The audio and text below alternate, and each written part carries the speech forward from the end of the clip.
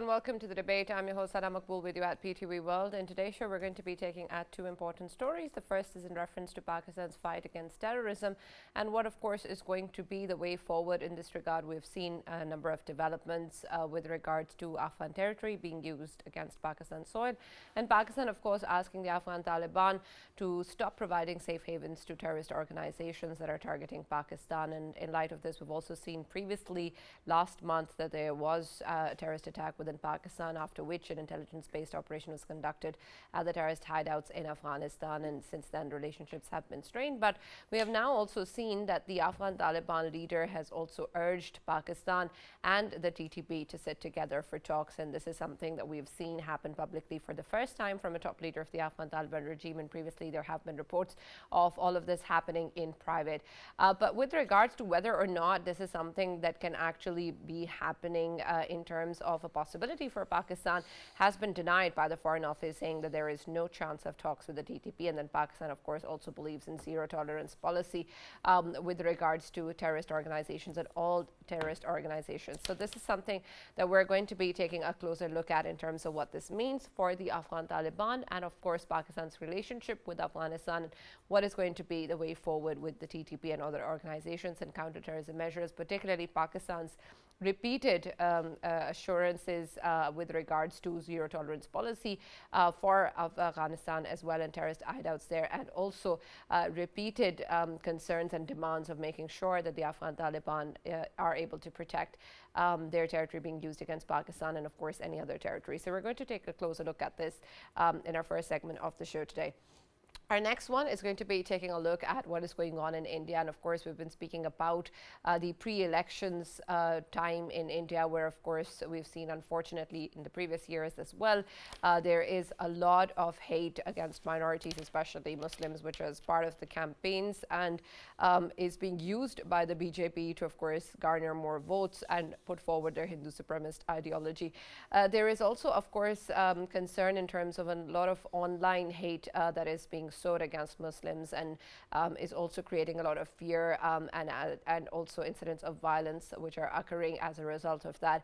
This is something that have been reported on various social media platforms, where a lot of such videos have also circulated which have targeted Muslims. And so this is something that we're going to be exploring in further detail as to what consequences it has, not only in terms of what is going on in India right now, but also in terms of what can be done with regards to these social media organizations and the kind of efforts that need to be put there to address such incidents of violence and hate speech. So this is going to be our focus in the second segment of the show today.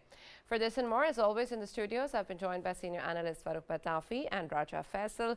And for our first segment, we've also been joined online by Dr. Jamil who's a former ambassador, and Brigadier Retired Mr. Waqar, who's a senior analyst. Thank you very much, gentlemen, for being part of the discussion and joining us in the show. Ambassador Jamil, I'll start with you with reference to what we've seen previously happen with Afghanistan. Of course, we've talked about the kind of assurances that we need, particularly in terms of terrorist havens that have been provided to organizations, and the way that TTP is also being supported from the Afghan Taliban regime. And now the kind of statement that we've seen coming in from the top leadership in Afghanistan seems to put forward a lot of questions as to what really is the stance that the Afghan Taliban have. And they already know that Pakistan has a zero tolerance policy, and there was no possibility of dialogue. Then how come we're seeing the statement coming in now, and why publicly now, given the fact that there were reports that privately perhaps these efforts were underway, but Afghan Taliban so far had stayed away from making such a public statement?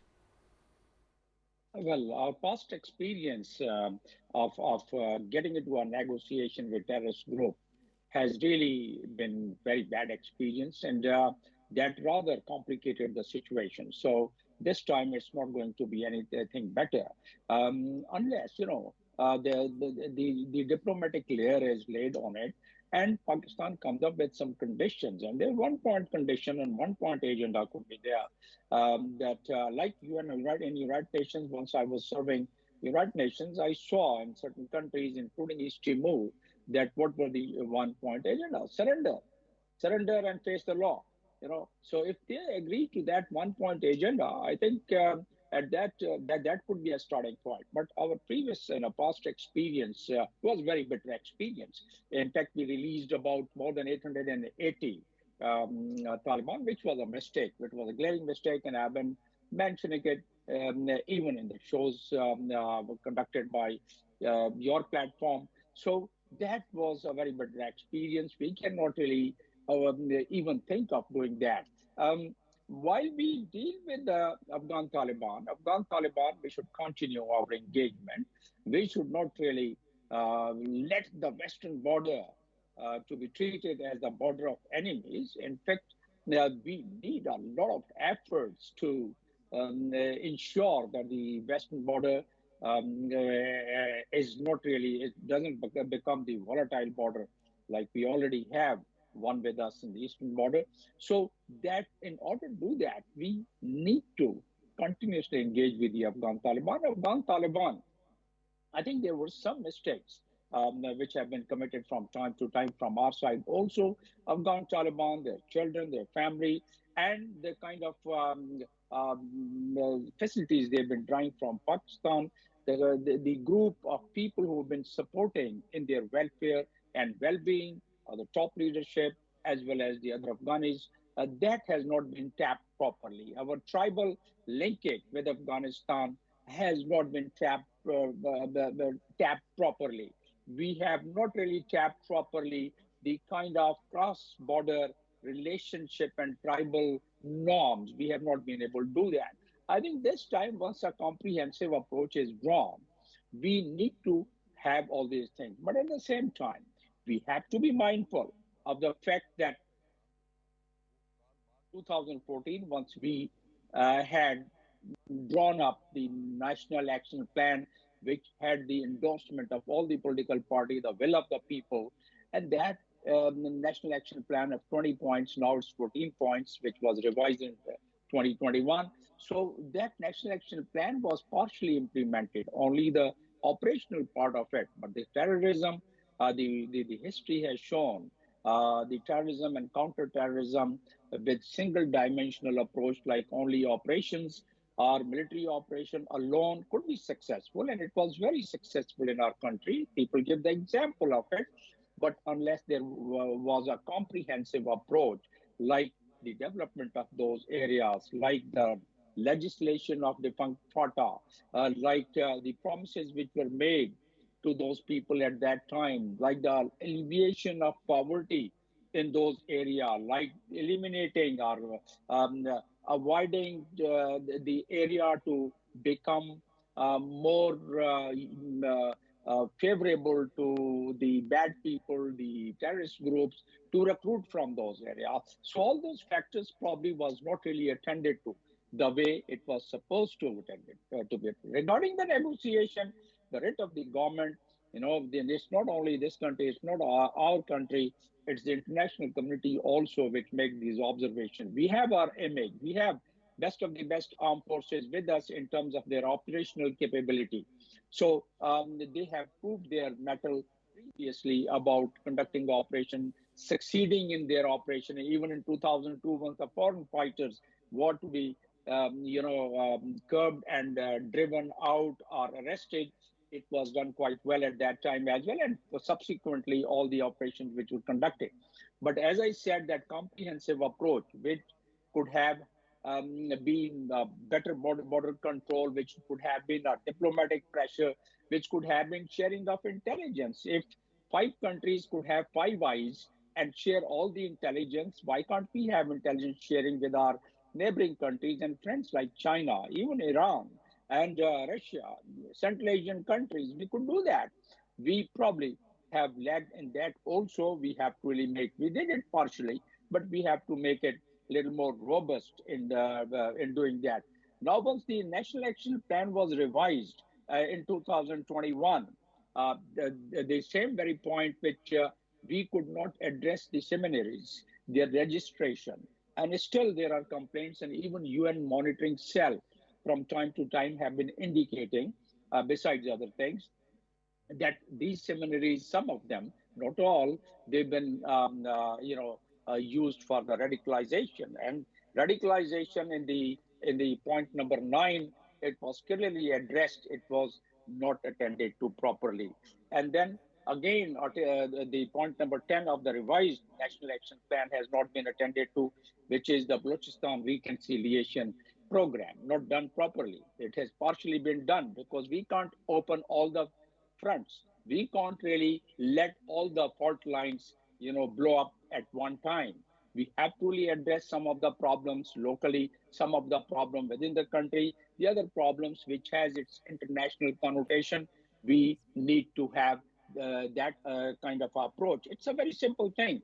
The internationally David Petraeus has made a statement in front of the Foreign Relations Committee and the Defense Committee back in 2010 that the TTP has linkage with Afghan Taliban. But we were not accepting that at that time. In fact, we were really so jubilant once our people went to the airport of Kabul airport and started having tea and posing themselves to be heroes and the friends of Afghan Taliban. We should have handled that at that time also. Once Hillary Clinton made her statement in front of the Foreign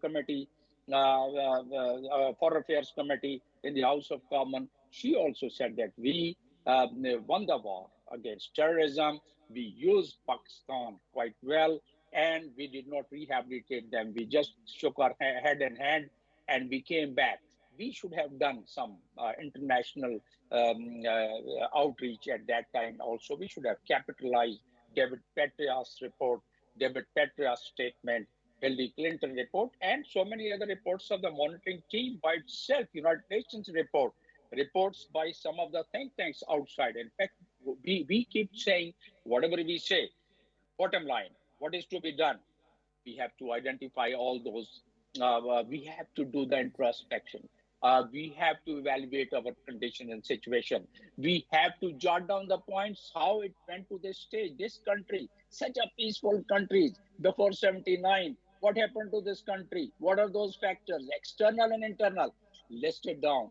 Once we list it down, we'll be able to attempt to solve and resolve that problem. In one word, in two words, it's just a reverse engineering required. But are we? Are we totally cognizant of it? The necktie is there. Other agencies are there. United States made Homeland Security and all the coordination made after 9/11. We have yet to reach that level, although there is a coordination now, but it needs to be improved further. Last point, our capacity building, which is now going quite well, but it needs more the capacity plus the gadgets, the innovation. We cannot fight the war on terror, or we cannot attend to the challenges of 21st century with the tools of 19th century. So unless we address all these points, I don't think we can have 100%. We are entering into a very challenging time. Our economy is, nose down. Our relations with Afghanistan is not as good. In fact, it's strained. Our relation with India is not as good. Our relation in Iran, thank goodness, we were able to repair those relations soon after the episode, what had happened. Our relations with the international community has to be improved. So it has to be multidimensional, multi-layered approach, without which terrorism and this kind of a terrorism, which has its geopolitical element in it, we cannot really address that in toto. We can address it partially, what we've been doing it. Yes. Exactly. Very rightly pointed out, Dr. Jamil, and I'll like to go towards Brigadier Waqar. Brigadier Waqar, the immediate question which is right now in front of us, and that is that there are reports that within Afghanistan, Afghan citizens are being employed by TTP right under the nose of, Afghan Taliban regime. And if it is taking place and nothing has been done by the Afghan Taliban, should they be considered complicit as well in this context? And if so, then what kind of pressures we can put on them immediately so that this menace can be, of course, controlled? And of course, we have seen that in recent past, the activities being taking place and facilitations, and in certain cases even the full involvement of Afghan nationals was there, and facilitations were even provided by the Afghan Taliban regime as well. Few of the pickets of them, they have been closing an eye to it, and they've been facilitating all of these activities. So in this context, of course, I know that very recently we have been conducting air raids as well. Should we be enhancing them air raids, and at the same time, should we be talking to Afghan Taliban regime sitting in Kabul that they need to provide assistance to us in this context, sir? And Brigadier Saab, I was hoping that before that you also could address what Ambassador Khan was talking about regarding missed opportunities. I remember in 2018 going to FATA, ex-FATA, at that time it was FATA, Waziristan, along with many other journalists, and we covered what was seen, what looked to us as development. There were shops that were created, there were other roads were constructed, and we saw provision of electricity, and along with that, a cadet college opening there as well. So the question right now is it true that we missed that kind of opportunities, or otherwise there were opportunities which were not properly exploited?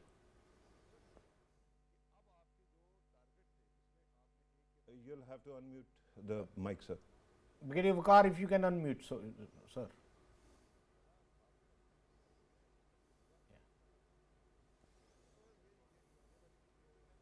All right, go ahead. Can you say something for us, please? No. Brigadier Waqar, unfortunately, we're still unable to hear you. Can you please check once again? Okay, till the time Waqar Sab is able to adjust that. Faisal, I'd like your take on that as well, and we'll come back to the questions asked by you and Farrukh. But I also wanted to build on what Ambassador Sab earlier said, particularly in terms of what the Afghan Taliban regime is. And I want to understand what, based on what I had asked previously also regarding why this public statement is coming out now. We've also seen previously that there has been a statement with regards to the US from the Afghan Taliban side as well, claiming that we're going to be moving forward with 20 more years of war and the war is not over. And other strains which are different from perhaps what was being presented by the Afghan Taliban regime previously with regards to assurances being given at least verbally or commitments being made verbally, even though they might not have been met, but there was still a sort of facade that was kept. But it seems that maybe that is breaking now. Do you think that the Afghan Taliban is perhaps caring less and less about putting up a front? Yeah, obviously, Sana, if we talk about the Afghan Taliban, I think the first and foremost thing they were supposed to obey, and that was their own pledges which they've been making in Doha Accord, and that was that they will never be allowing their land to be used against any of the neighboring countries and the rest of the world as well, because we know that in past, of course, they have been facilitating Al-Qaeda, and Al-Qaeda ended up creating a menace for the whole world, and that has been, of course, countered for 20 years in the region. And if we talk about the Afghan Taliban right now, of course, the reports are coming that TTP is employing their own citizens. In past, I mean, I still remember as they joined, took the offices in Kabul. Right after that, there were reports from different news agencies which were claiming that even ISIS Khorasan was employing Afghan nationals out there. So this is the case, and this is a very strong case, and I think sort of facilitation which is being provided by the Afghan Taliban, that must end now, because everything is crystal clear in front of them that their land is being used against Pakistan and rest of the other countries as well. So eventually they will have to answer whatever they have been doing, especially when it comes to Afghan Taliban. I mean, it is a known fact that they have good relations with TTP, because both of them, they have been fighting against Americans while Americans were there. So in that context, one can understand that still they are toeing to all of the relationships they had created with TTP at that time. but now is the time that they have to be responsible enough when it comes to administrative tasks they are supposed to do. If there is an administrative failure on their behalf, that would be considered as a complicit, and their negligence will be considered as intentional negligence, and that intentional negligence will be responded by Pakistan at any cost. Reason being that Pakistan has to safeguard its own border and its own people as well. And if activities are still going on in Pakistan and Afghan nationals are involved in them activities, then indirectly, of course, it will be considered that the administrative failure by Afghan Taliban is actually complicit to it, and they have to answer that. So obviously, this is the way forward, and for Pakistan, of course, Pakistan has to continue its full stance. And to me, I think air raids is an excellent deterrence, and that deterrence must be applied more often, so that the regime sitting in Kabul, it must understand that this is something important, and they have to do it at the very first instance. But Faisal, my question actually was whether or not the Afghan Taliban in any way are changing in terms of letting go of even putting up a front and being perhaps more publicly true to who they really are. Action speaks louder than the words, Sana, and when it comes to their actions right now, of course, it is apparent that they haven't changed at all, and the kind of statements in recent times we have been getting from them, even related to treatment of women and the women education and each and everything, that is apparent that they have not changed at all, and they want to continue with the Taliban 1.0. Okay, and Waqar Sahab, I'm hoping that the audio issue has been resolved, but I'll come back to you with that. But I believe Farrukh also would have an answer for me on this question, so I want to go to him before I come back to you. Right. You asked me a question, and I really ponder over what I've already said, Sanam. Yeah. I don't think I have much to add to whatever is transpiring in Afghanistan. I think that from day one, Afghan Taliban were who they were, and they know who their allies are. The only problem is we perhaps actually succumb to this delusion that perhaps they are our well-wishers. So this kind of situation, of course, Afghanistan is a country, whosoever controls Afghanistan, we have to work with them. But frankly, on one side, whatever realization that is coming is at this moment really overwhelming me. That on one side we think that now they are not the kind of bosom but other friends that we thought that they were. On the other side, I look at the people who have been rewarded by our system. For example, one man who was a big fan of Taliban until he, this realization dawned, was actually your caretaker prime minister only a few months ago. And similarly, another gentleman whom I hosted and who vociferously supported Afghan Taliban is now Khyber Pakhtunkhwa government's spokesman. So I don't know what to make of all these things. My humble summation is whatever it is, just tell us and we are going to agree with you. All right. Waqar Sahab, can you hear me? Yes, I think now I can hear you. Yes, excellent. Okay, great. I believe you had heard the previous questions, but I request Faisal to repeat his question, please. Yeah, Brigadier Waqar, it's... Sorry. Yeah, do you remember the question?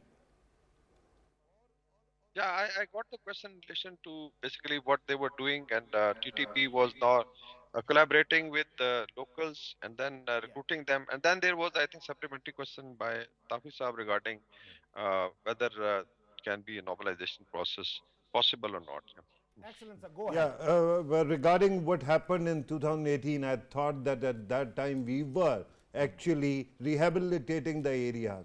So what happened? Did it fall through or it continued? Okay, I think I'll just briefly appreciate what Ambassador Saab and all of you have said. And picking up from Pitafi Saab, that basically we have to deal with whosoever is sitting in Kabul. I'll briefly go over it. It's very important that people think Pakistan, Afghanistan is a bubble and everything is hunky-dory, and if there's a change of government, there'll be stability. It will not. I feel that Afghanistan, the region remains a shutter zone. We had two superpower interventions, and there were five regime changes in last 40 years, very violent regime changes. So, what do you expect that how should Pakistan develop a long-term policy? It can't have a long-term policy for Afghanistan. So it means that you have to adjust to a particular regime which comes, then also look at sensitivities of international community. And we have done that. When the Russians came, we became a frontline state, and when the war on terror started, again, we were a frontline state. And time people blame that probably it was switching in policy. No, it is adjustment. Afghanistan had 60 wars in last 300 years. So it remains an unstable region. And that is, I think, the bottom line. Now, coming to, let's say, a question raised regarding erstwhile FATA and WAM operation, winning hearts and minds. I think it did succeed partially, but main thing was the ownership by the political leadership and the switching or changeover of policy. Even if you look at PTI's last government, where they talked of reconciliation, settling down TTP elements, and TTP was actually demanding that it should return FATA to them, and they should have governorates there and have their own system. So I think that was one, I would say, gap which was created. Then Pakistan had to pay the price. So I would say that WAM operation, till the time it gets the, I would say, political ownership by the political government. Even this attack which took place against Chinese happened in KP, so there is a part responsibility with the KP government. So they have to realize, and if somebody is sympathizing with, I think, Taliban, they have to, I think, be guided and prodded that it will not work. So one is that Pakistan has now zero tolerance on terrorism. So 2024, hopefully, will be end of terrorism, inshallah. This is the consensus by political military leadership. And Pakistan has the military capability. Now, as far as I think on government, Tarim government, there's a lot of pressure. At times, we don't understand that there was an audio by Mullah Habatullah where he talked of women rights and criticized West and democracy, that he has buried democracy in Kabul, and they are going to stone to death the one woman, let's say, for whatever reason. So then it was deleted. So there is a pressure now internally, because I think Taliban should understand that they are now running a government. They are not no more a non-state actor or a militia. So one is that Pakistan has to. Sorry. Brigadier Sahab, but later after deletion, they owned up that statement and they said that it was made 2-3 months ago.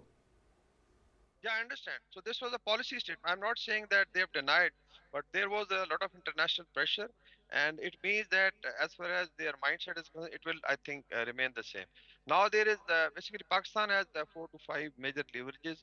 Diplomatically, we try to help them, but now I think if you remember in Kazan format in Moscow, in Moscow format in Kazan, all the, I think, foreign ministers were there. Muttaqi Saab was told by the Russians, Iranians, Pakistanis, and Central Asians to shut down these terrorist outfits. And now you have an ISKP attack, which is happening in Moscow on a concert, and again finger pointing toward ISKP, because Khorasan province basically headquarter is in Kabul. Otherwise, Khorasan province, mind you, is Afghanistan, Pakistan, and India combined, part of Iran.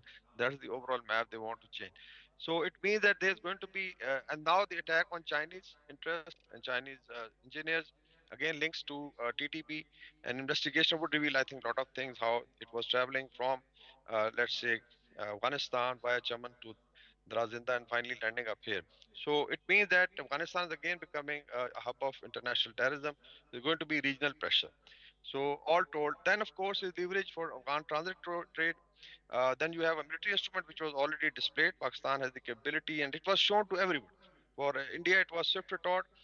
Unfortunately, we Iran, we had to strike back to re-establish credibility, and then we struck Afghanistan. Also, the Pakistan has communicated to all the neighbors that in case when it comes to Pakistan's critical interests, it will use the military option. Of course, then is there are trade talks, the Afghan repatriation of refugees. So there are a lot of leverages as far as Pakistan. There are 300,000 Afghans which cross every month to Pakistan for health reasons, for education, for trade and commerce, and for jobs. So that has to be regularized, and then is the repatriation. So I would say that one, we need strategic patience, because this is not a normal region or a normal state. It has been destabilized for whatever reasons, but definitely we're looking at Afghan people. We have to raise the voice for Afghan women, and I think Taliban can be pressurized in the long run that they have to start behaving like a state.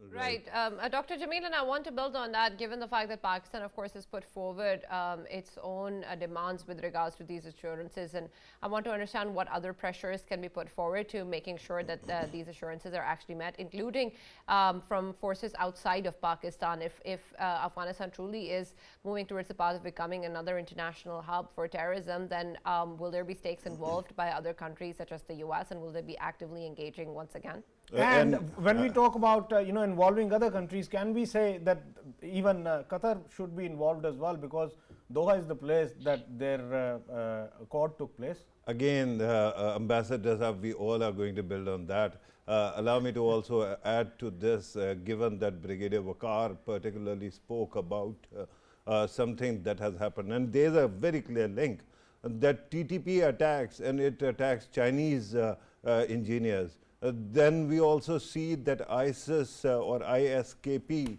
attacks Russians in Russia.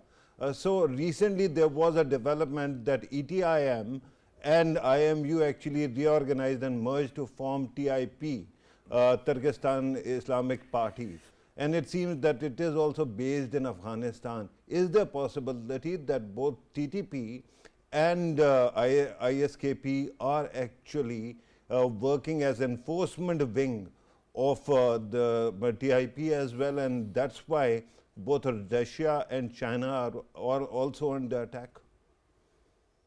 That's very much so. In fact, there is a cross-cutting relations. There is a cross-cutting operations, and that's what some of it has been mentioned in the latest monitoring report of the Security Council. So from that standpoint, yes, there are more than 20 groups in Afghanistan, perhaps more, and they are collaborating. Afghan Taliban, they are in knowledge of it. And then the two question arises that Afghan Taliban have not really acceded to A, the Accord, B, Security Council resolution, which was passed soon after Afghan Taliban had taken over. Then after that, there are three more Security Council resolution, and they are defiance of that. No, Pakistan has a very delicate choice. Pakistan, can it pitch totally against Afghan Taliban and start fighting and start having a military operation? I would say no. As I said that earlier, we have to really harness all the available courses of action, which I mentioned in the previous segment. We harness that, and we can then go for the integrated actions if Taliban do not agree to. I wish that that stage does not arise, because there is a Charter of United Nations and we have to follow that also. But if that is to be required, that the other the terrorist groups, which is affecting China, which is affecting other countries, then in that case, those countries have to join hands, and they get the strength of the Security Council resolution, which I just mentioned. And therefore, Pakistan should then, in that case, take action, limited action, selected action, intelligence-based action on a very on an integrated basis, along with the cooperation and collaboration of the other countries, if that stage arises. But I think Pakistan, with multi-dimensional approach, with multilateral, multi-layered approach, they um, they can address it to the greater extent. And rest of it, Afghan Taliban also know that we have our ingress and access to Afghanistan, because people, our friends are also there in Afghanistan. Not that 100% population are not in Afghanistan, are not our friends. So we have the information, we have the intelligence. We are reluctant in carrying out those full-fledged operation in the Afghan soil, Afghan territory, respecting the United Nations Charter.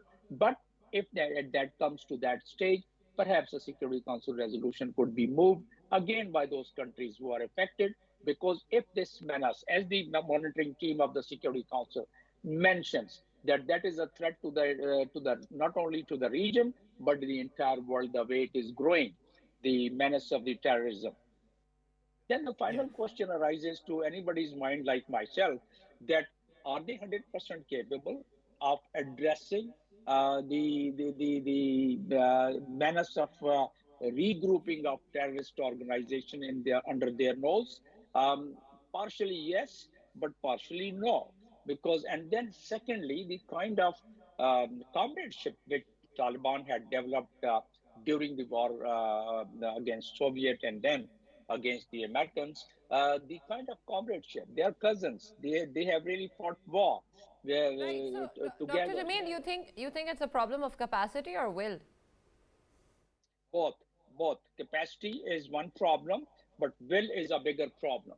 Afghanistan, because of their relations, because of their blood relations, because of their comradeship, because of their fight together for more than 3 decades, because of these factors, they did not hand over those prisoners who had blood on their hand, TTP prisoners. Once we asked after taking over taking over of Afghan Taliban, and at that time, also, I had raised this point that we should not have that much of expectation from Afghan Taliban because of their will and capacity both.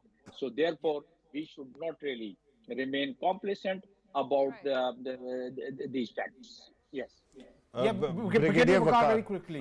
Brigadier Waqar, I'm sorry. I'm Jinx. saying this because, yeah, it is jinx, touch wood. But Brigadier Waqar, since we are actually talking about, and you actually spoke about leverage or levers that Pakistan might be able to use to put pressure on Afghan Taliban, it seems that whatever leverage we have and whenever we use it, somehow it becomes a liability rather than a kind of force multiplier. For example, remember how many times you and us have discussed the repatriation of Afghan, Muhajireen for that matter. And somehow international media and even our own media makes it a humanitarian issue rather than an issue of national stability. Similarly, other issues as well. Every time we do that, it ends up becoming a problem for us rather than a solution. If you block Afghan people from entering Pakistan, that becomes a problem as well, and then it becomes headline. So, are you sure we have the kind of leverage that you speak about? And Brigadier Waqar, very quickly, that this is the time that we need to tell our Western friends as well that by fighting terrorism within Afghanistan, it is not only Pakistan we are saving, but of course the whole world, because ISIS Khorasan is the threat.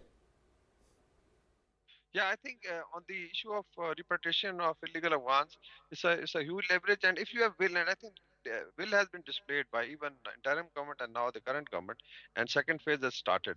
So mainly, it's I think why I think internally at time people support because there's a vote bank in Balochistan, especially the Pashtun belt and in KP.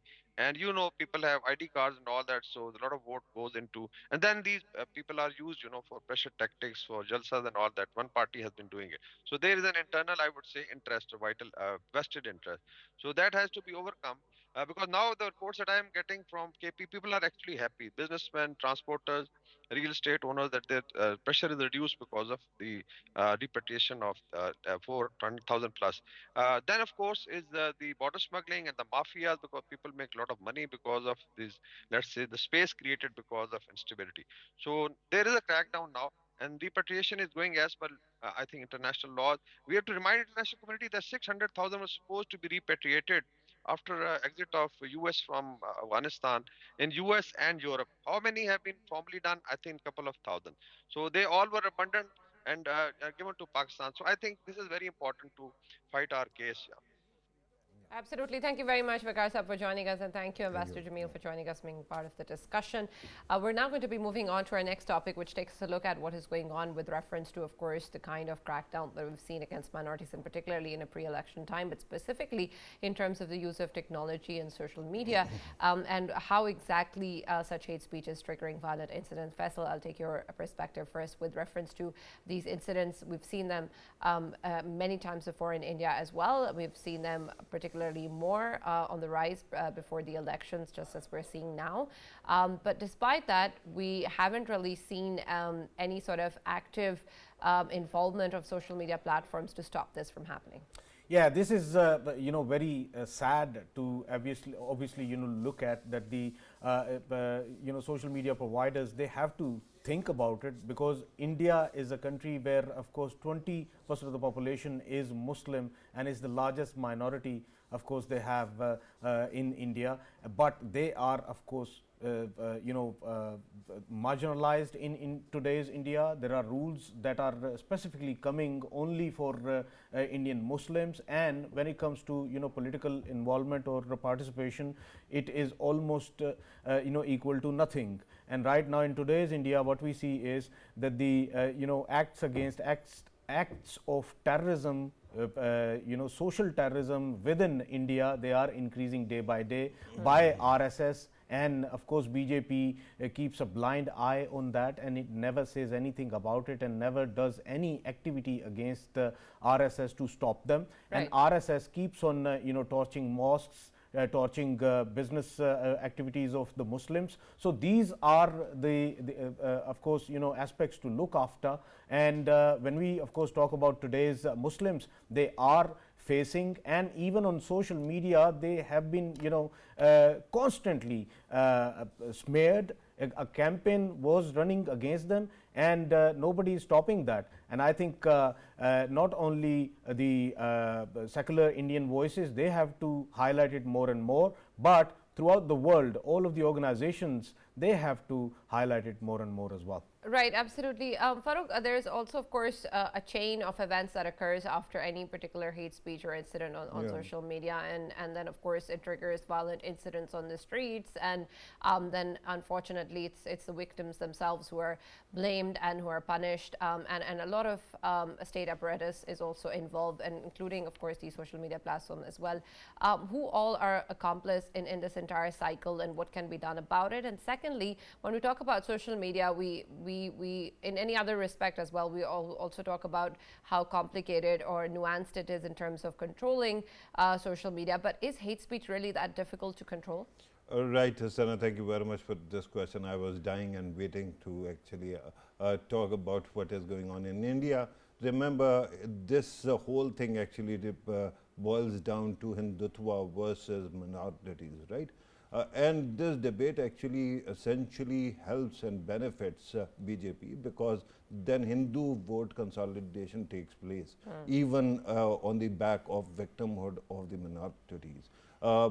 Remember, whether you, whatever your judgment of moral character of BJP, it is miles ahead when it comes to election strategies vis-a-vis its competitors. The opponents might have actually come up with the name India Now, but remember, when they used to be called UPA, they had, BJP had coined the term NDA, or if you pronounce it correctly, NDA. That makes India, right? Similarly, in 2013, there was Muzaffarnagar violence. We thought that it is going to soil BJP. It helped them, and they came to power. In 2019, confrontation with Pakistan was thought to be a big no-no, that it is going to compromise them. It ended up helping them. So this time, it was thought that Narendra Modi is very easily going to win, carry the day. And till this time, I haven't seen any evidence against it, right? Their impact is huge. But then yesterday, India Today, one of the organizations that actually calls India Bharat now, because they want to placate Narendra Modi's government, they have come up with their survey, or it is called Mood of the Nation survey, that was conducted at the peak of Ram Janam Bhoomi issue, when the mandir was being built. So at that time, all the tailwinds were supporting Narendra Modi. Even there, they have found out that BJP is going to lose at least 18 seats vis-a-vis 2019 elections. And that was before electoral bonds issue, and then India's consolidation, the alliances consolidation. So what happens? Now they can either go for confrontation with Pakistan. This time, however, there is very limited scope there, because in the end they promised that they are going to build peace with Pakistan, and cooling off period takes 5 years. So that hopefully is not going to happen. Right. What else they have got? Playing the Hindutva card. So they are going to continue to do it, despite the fact that Arvind Kejriwal and Kharge, his elevation to the head of India Alliance, all these things are helping the opposition. But even then, by the way, there are only 2 states where BJP sees sweeping the elections. Madhya Pradesh and one more, right? But when it comes to UP elsewhere, even Rajasthan, where they carried the day in 2019, they are seeing weakening of their support.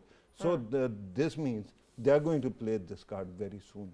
Right. Thank you, Farrukh. Thank you, Faisal, for joining us in the debate. That's all that we have time for. We're going to now see you tomorrow.